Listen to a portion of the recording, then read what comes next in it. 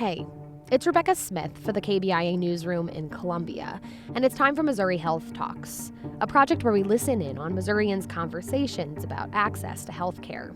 And this week, an excerpt from KBIA's daily talk show, The Check-In with Janet Saidi. On June 3rd, the guest was Tashel Bordere. She's a specialist in youth development and researches grief and loss specifically among African American youth in MU's Department of Human Development and Family Sciences. Tashel spoke about cumulative loss and its impact on marginalized communities during the ongoing coronavirus pandemic, as well as the nationwide protests following the death of George Floyd at the hands of the Minneapolis police. Here's Tashel. When individuals are dealing with cumulative losses, right? So we just, even with coronavirus, if I might help people be able to just think about this for yourselves, whether you're a part of the Black community, the white community, Native community, Latino community. When we deal with losses, multiple losses across time, it really compromises our ability. It can compromise our ability to deal with each subsequent loss, particularly when we don't have supports in place, when systems are not in place to provide adequate support to populations who are dealing with these losses across time. So there's not a lot of support. I can tell you that many counselors are not trained in race-based trauma.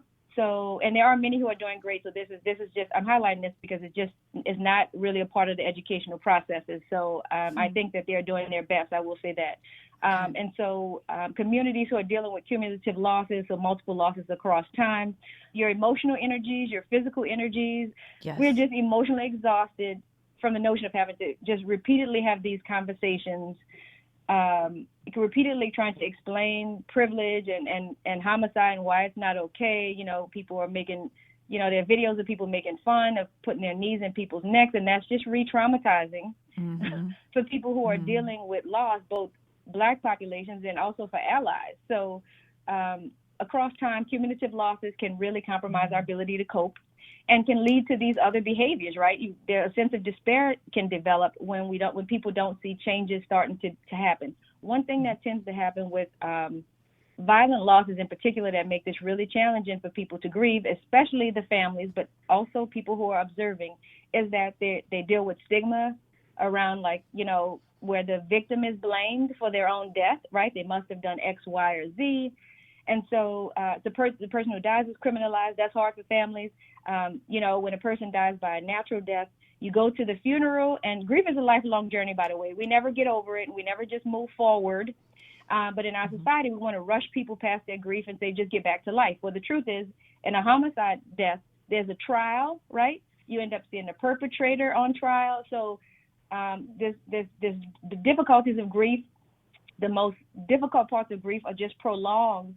Also, deaths by homicide are publicized in the media, right? And so families are, and as well as the rest of the population with collective trauma, are watching these repeated images of this guy's death just play over and over and over. I encourage people, by the way, not to put this on your Facebook page. It's traumatizing. If you want to be helpful, if you want to be an ally, please don't put this on your Facebook page.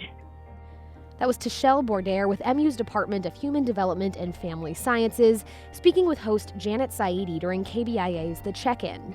You can find more of their conversation from June 3rd's show online at kbia.org. Production on The Check-In is done by KBIA's Christopher Husted and Zia Kelly.